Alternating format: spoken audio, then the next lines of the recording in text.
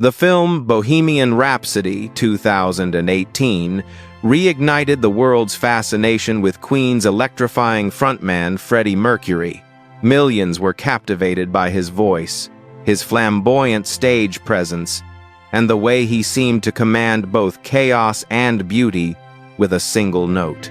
The film celebrated his genius, his defiance, and his legacy as one of rock's greatest icons. But behind the glitter, the fame, and the immortal anthems lay a truth far more tragic than the world ever knew. Freddie Mercury's real life was a symphony of contradictions, a man adored by millions, yet haunted by loneliness. A star who illuminated the world, yet hid in the shadows of his own pain. Few knew the battles he fought in silence, the secret illness he carried, the forbidden loves he protected, and the choices he made when the spotlight faded. This is not just the story of a legend. It's the haunting truth behind the man who refused to be ordinary. This is Freddie Mercury, the secret life behind the legend of Queen. Bohemian Rhapsody 2018 wasn't just a film, it was a resurrection.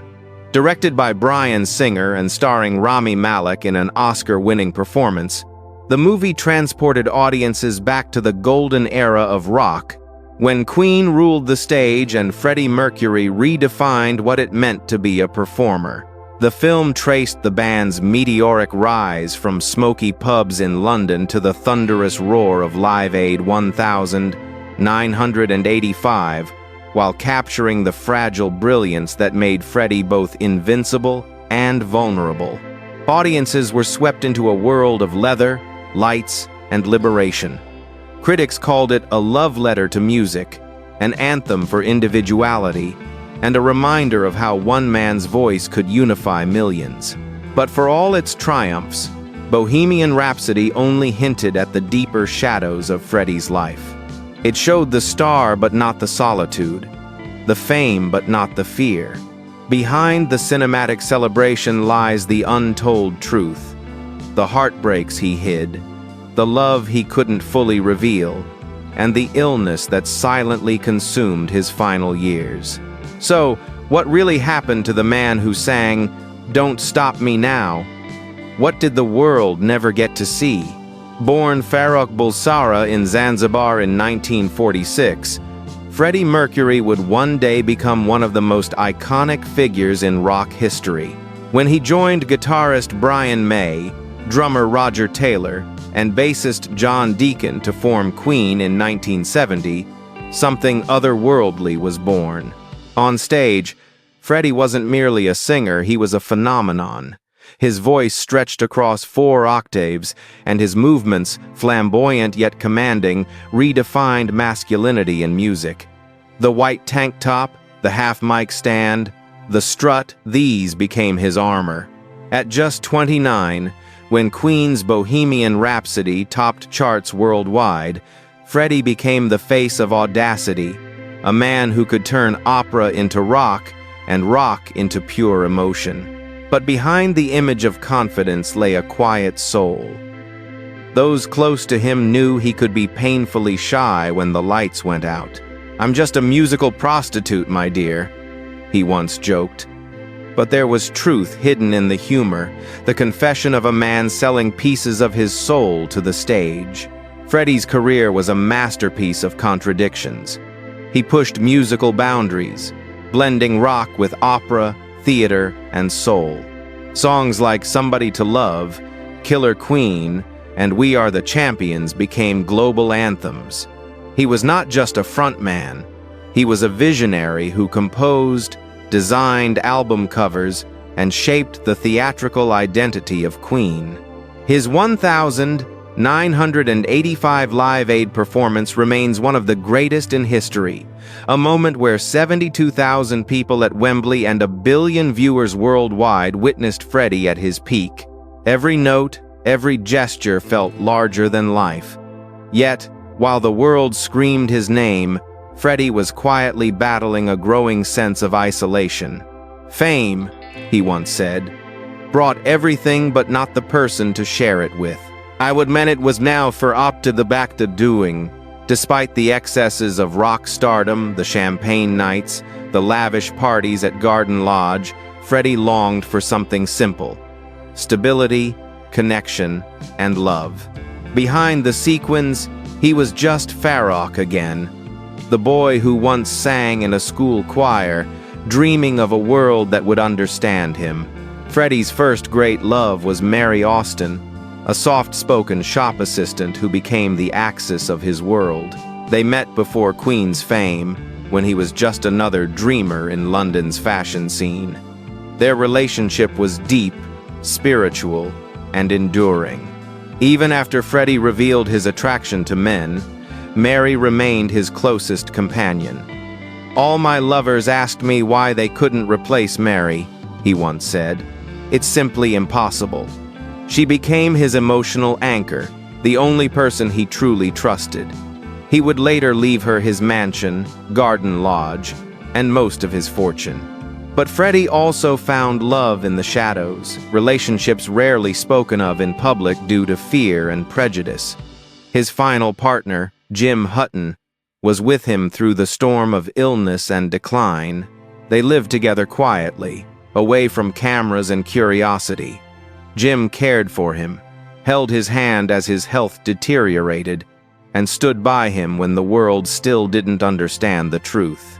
Freddie's struggle was not just with his sexuality or fame, but with the expectations of a society that both adored and judged him. The tabloids painted him as wild and excessive, but those close to him knew the truth. Beneath the glitter was a gentle man, terrified of being forgotten. In the mid-1980s, Freddie was diagnosed with AIDS, a disease then surrounded by fear, stigma, and silence. He chose secrecy over pity. Even as his body weakened, his spirit remained fierce. He continued recording with Queen, delivering haunting vocals for songs like "The Show Must Go On" and "These Are the Days of Our Lives." In those lyrics, he spoke to the world and perhaps to himself about courage in the face of mortality. By 1991, the illness had taken its toll. His once powerful frame grew frail, his voice softer, but his artistry undiminished. On the 23rd of November 1991, he finally confirmed what the press had long speculated. "I have been diagnosed as HIV positive and have AIDS." The next day, he was gone. He died at home in Garden Lodge, surrounded by those he loved: Jim Hutton, Mary Austin, and a few close friends. The world mourned, and yet there was beauty in his silence. He had controlled the narrative to the very end, revealing his truth on his own terms. At the time of his death, Freddie Mercury's net worth was estimated at around $50 million USD, a modest fortune for a man whose voice reshaped popular music. But his real wealth was not measured in money. It was in the songs, the moments, and the memories he left behind.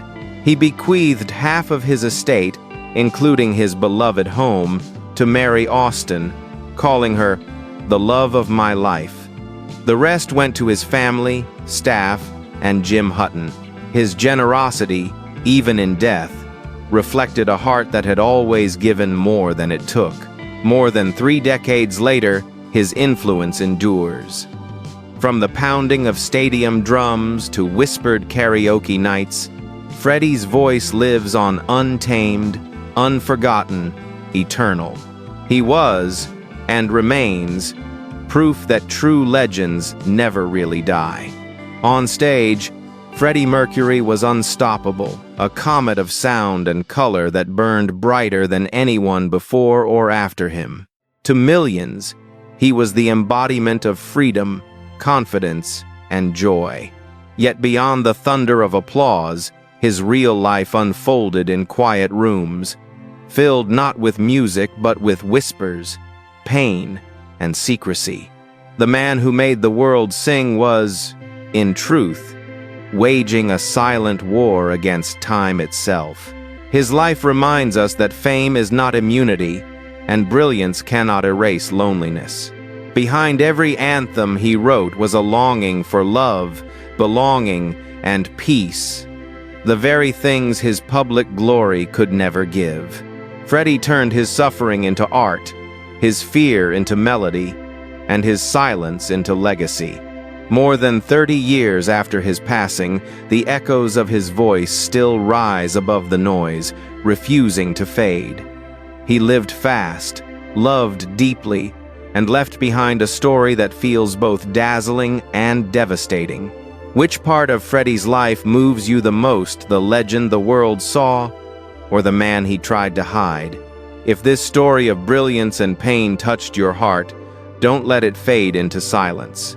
Like this video, share it, and leave a comment to tell us which part of Freddie's life you never knew before. Behind every legend lies a shadow, and here at Fame and Shadows, we bring those hidden truths into the light. Subscribe now and join us as we uncover more untold stories of fame, tragedy, and the secrets the world tried to forget. Because even when the music stops, the echoes remain.